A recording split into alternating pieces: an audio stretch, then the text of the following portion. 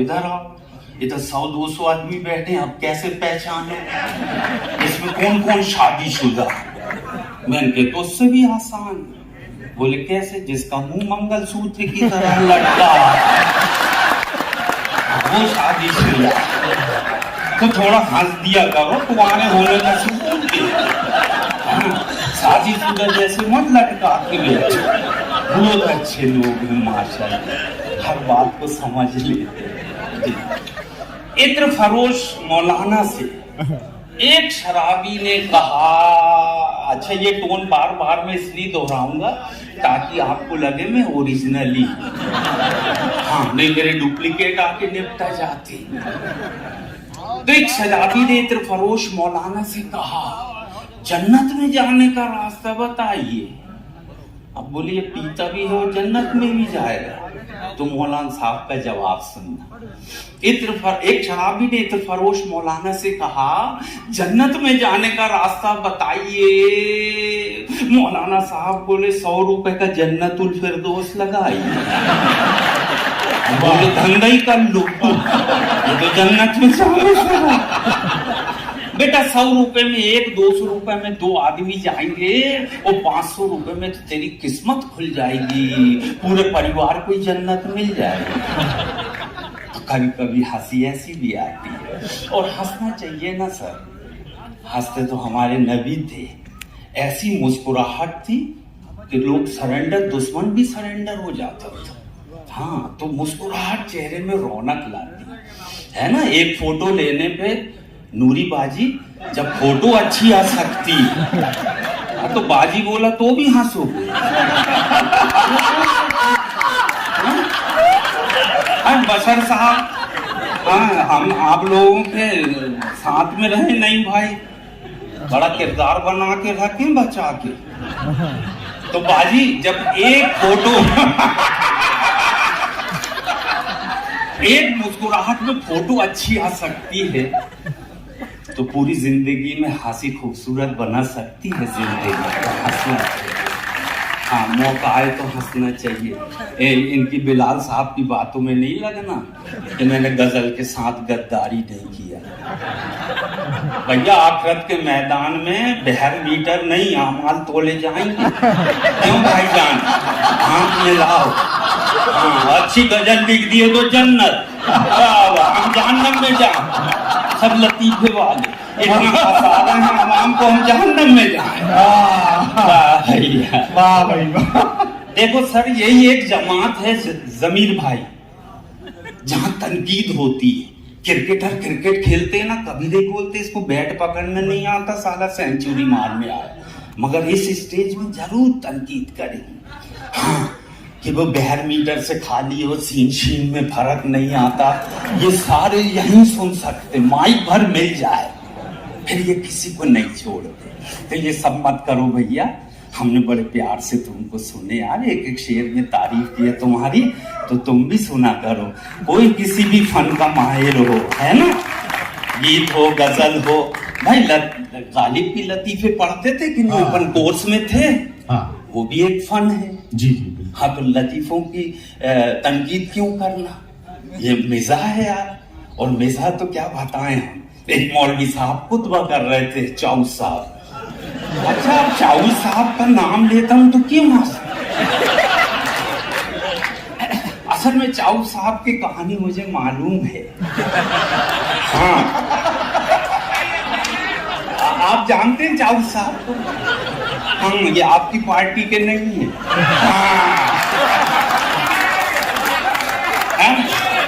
सही पकड़े ना।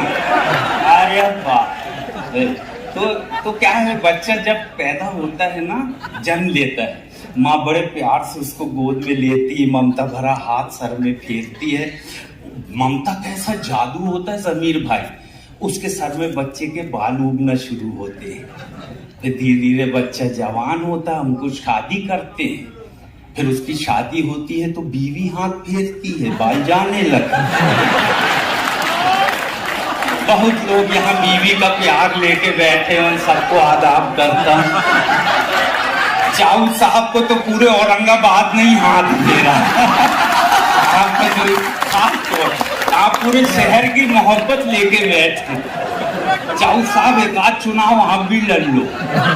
हाँ मैं आऊंगा कैनवासिंग में, वार्ड मेंबर तो बन ही सकते, नहीं बनेंगे? अरे ऐसा मत बोलो, अरे बहुत अच्छे लोग हैं आप माशाल्लाह। मौलवी साहब, बाजी मौलवी साहब ने खुतबा किए जुमे का, पूरी आवाम सुनती रही। बोली जो नेक काम करेंगे जन्नत में जाएंगे, वो बुरे काम करेंगे तो जहन्नम में जाएंगे। अब जन्नत में क्या क्या मिलेगा लिस्ट गिनाए, दूध की नदियां, शहद की नदियां, सोने चांदी के पर्वत, फल फ्रूट, अखरोट, बादाम, पूरी लिस्ट खत्म हो गई। एक साहब को हुक्का पीने का शौक था, हुक्के का जिक्र ही नहीं आया, उनका दिल नमाज में लगा ही ना। बोले ऐसी जन्नत भी किस काम की जहां हुक्का ही नहीं। वो पहले ही सलाम फेरे, वो सीढ़ी में आके बैठ गए। अब मौलाना साहब बाद में आए तो उन्होंने 2 लाइन में सवाल किया, और 2 लाइन में मौलवी साहब ने जवाब दिया। जवाब के लिए ताली बजाना, सवाल के नहीं। एक देहाती ने एक मौलवी से यूं कहा, क्या जन्नत में हुक्का पीने का इंतजाम है? क्या जन्नत में हुक्का पीने का इंतजाम है? मौलाना बोले हुक्का तो मिल जाएगा, मगर जहन्नम से आग लाना तुम्हारा काम। वो जो आग लेने जाएगा तो वो वापिस आएगा? हाँ, लपटे ले लेंगे उसको। हाँ, जन्नत में आग हराम है। अरे बड़े मौजूद बाजी, एक जगह निकाह हो रहा था तो मौलवी साहब बड़े खसारे में पड़ गए नाम के धोखे में। तो दुल्हन ने लड़ाई कर ली। निकाह की तमाम तैयारियां करते हुए मौलाना साहब ने रजिस्टर खोले। ओ दुल्हन, ये साउंड ठीक आ रहा है पीछे का? हाँ भैया, नहीं तो ये आवाज गूंज रही तो मैं सोचा कि मेरे कानों में गूंज रही। मौलाना साहब ने निकाह की तमाम तैयारियां करते हुए मौलाना साहब ने रजिस्टर खोले। वो दुल्हन को धीरे से बोले, मोहतरमा आपको निकाह मंजूर है? मोहतरमा आपको निकाह मंजूर है? दुल्हन बोली नहीं जी, उनका नाम तो मकबूल है। दोनों का झगड़ा शुरू हो गया। आपको निकाह मंजूर है? बोले नहीं जी, उनका नाम तो मकबूल है। तो मौलाना साहब बोले रजिस्टर में अपना नाम भर लो, वो मकबूल को अपने निकाह में मंजूर कर दो। रजिस्टर में अपना नाम भर लो, मकबूल को अपने निकाह में मंजूर कर लो। दुल्हन ने घूंघट खोली और गुस्से में बोली, मौलवी साहब आपने भी क्या मंजूर की रट लगाई है? आप समझते क्यों नहीं, मंजूर दरअसल मकबूल का छोटा भाई। आपने भी क्या मंजूर की रट लगाई है? आप समझते क्यों नहीं, मंजूर दरअसल मकबूल का छोटा भाई है। मस्ती में जीता है, बीड़ी सिगरेट पीता। फिर मेरी वालदा ने भी मकबूल को पसंद किया, आपने मंजूर का नाम क्यों लिया? अब मैं जैसा जैसा कहती हूँ आप रजिस्टर में भर लो, और ज्यादा ही है तो मैं मकबूल से करती हूँ, आप मंजूर से कर लो। ये पहली दुल्हन थी। मगर निकाह 2 थे, एक पढ़ी लिखी मुहज्जिब दुल्हन। अब उनके पास गए रजिस्टर लेके, केवल 5 लाइन में निपटाई मौलवी साहब को। जैसे ही बोले पढ़ी लिखी से कि आपको निकाह मंजूर है? दुल्हन बोली मौलवी साहब आप जिंदगी भर निकाह मंजूर करवाते हो, आप जिंदगी भर निकाह मंजूर करवाते हो, मगर पहले ये तो बताओ कभी मेहर की रकम भी नगद दिलवाते हो? ये पहली लाइन। नहीं, ताली बजनी चाहिए। मैंने बहुत से निकाह देखा जमीर साहब उधारी में हो जाते, और धीरे से अगर शोहर पहले मर गया तो 5 औरतें और बैठ जाती, बेटा बख्श दे नहीं तो जहन्नम में जा रही, वो मेहर भी बख्शवा लेती। तो दुल्हन बोली मौलवी साहब आप जिंदगी भर निकाह मंजूर करवाते हो, मगर पहले ये तो बताओ कभी मेहर की रकम भी नगद दिलवाते हो? अरे मौलवी साहब ये दूल्हा नहीं, ये तो भिखारी है, इसके पास जो मोटरसाइकिल है ना वो भी हमारी है। जिंदगी में आई मुसीबत को ये टाल नहीं सकता, जिंदगी में आई किसी मुसीबत को ये दूल्हा टाल नहीं सकता। अरे जो हमसे कपड़े और जूते मांगकर पहने वो हमें पाल नहीं सकता। जो हमसे इम्तियाज साहब मैंने बहुत से निकट टूटते देखा। हसन भाई दोनों तरफ के लोग बैठे हैं बुजुर्ग, लिखो भाई मेहर की रकम, हाँ 51,000, ये दूल्हा लखड़ा, हमारे सूट की कीमत लिखो 51,000। ये तो बेटा फर्ज है, ये क्या है तेरा जूता और कपड़ा, तू तो जिंदगी भर उसको पालेगा कि उससे लेके पहनेगा। तो मौलवी साहब, जिंदगी में आई मुसीबत को ये दूल्हा टाल नहीं सकता, जो हमसे कपड़े और जूते मांग कर पहने वो हमें पाल नहीं सकता।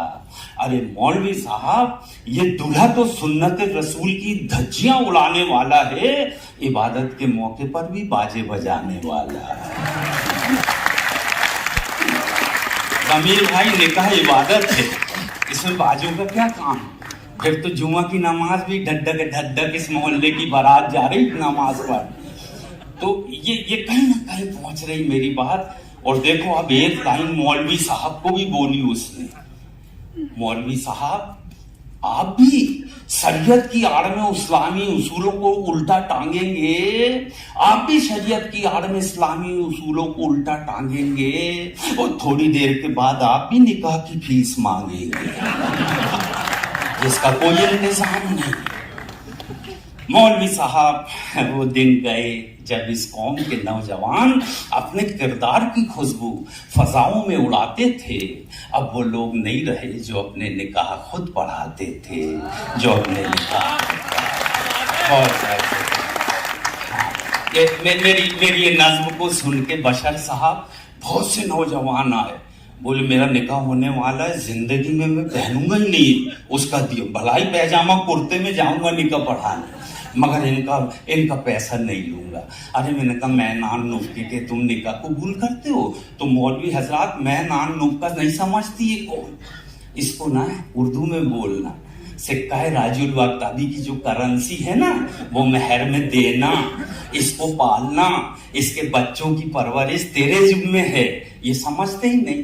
पीछे से कहता हाँ निकाह कबूल है, हम बोलते कबूल है, बाकी वो ना मैनान नुक्के के समझते न सिक्का राजुल वक्त, ये चीजों को उर्दू में बोल दो, है ना, जो आम फहम पहुंचे।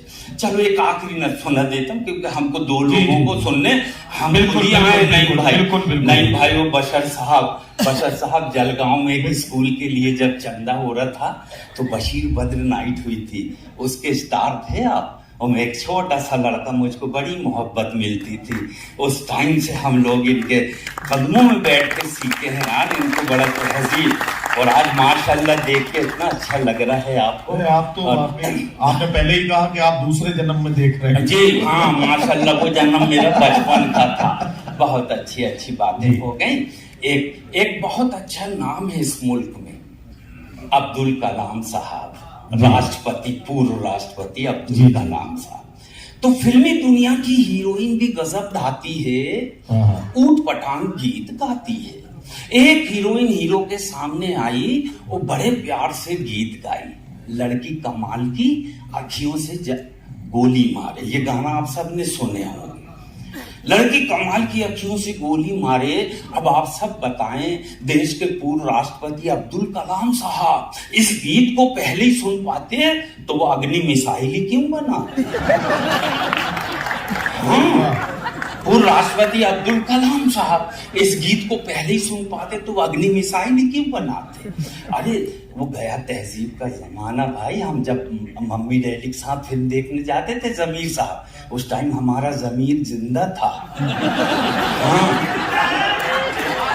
नहीं जिंदा तो है ही नहीं, हमारा मर गया ना यार, उस टाइम हमारा भी जिंदा था। तो थिएटर में पहले ही रुमाल लेके जाते थे, और जब ऐसे सीन आते थे, लता जी का गाना, तो आंसू बहते थे तो पूछते थे, ऐ मेरे वतन के लोगों जरा आंख में भर लो पानी, और जो शहीद हुए हैं उनकी जरा याद करो। मोहम्मद रफी साहब के गाने आते थे, हम लाए हैं तूफान से कश्ती निकाल के, इस देश को रखना मेरे बच्चों संभाल। मैसेज मिलता था चाऊ साहब, कुछ सीखने को मिलता था। हाँ नहीं, चाऊ साहब बोलो तो मैं रात भर यही बोल सकता हूँ। अगर आपको इसी में मजा आ रहा है तो अपने को कुछ करने की जरूरत है। कितनी मोहब्बत करते हैं चाऊ साहब। हाँ अच्छा, वो भी वाकया बोल ठीक। अगला मुशायरे में बुलाओगे? हाँ सब अभी सुन लो कि कभी तो सुना दिया सब। नहीं, अपने पास 3-4 घंटे का मैटर है। आप जब बुलाओगे अपन नई दुकान खोलेंगे। हाँ, मगर देखो इतने अच्छे गाने देखते थे, अब फिल्में क्यों लिखी जाती हैं, गाने क्यों लिखे जाते हैं, वो गाता क्यों है हीरो, समझ में ही नहीं आता। हीरोइन लेटी है, हीरो आके पूछ रहा है ये प्यार है या जहर है तेरा चुम्मा। इसमें पूछने की क्या जरूरत है, लेके देख। हाँ बच गया तो प्यार, नहीं तो भाई। अभी मैं ये नहीं समझ रहा हूँ वो बेचारी हीरोइन है कि इच्छाधारी नागिन है। कुछ भी कहते, कुछ भी लिख देते। मुंबई से गई पूना, पूना से गई दिल्ली, और दिल्ली से गई पटना, और फिर भी ना मिला सजना। अब तो औरंगाबाद तो आई नहीं। हाँ, सारे सजना तो यहीं बैठे, और कोई पसंद ना आए तो चाऊ साहब। अच्छा सज गई नहीं। हाँ और चलो वो भी नहीं आए समझ में तो इम्तियाज साहब तो इतने बेहतरीन सजना। इम्तियाज साहब से और हमारे ये माशाल्लाह 2-2 सजना बैठे, मगर ऐसे जी।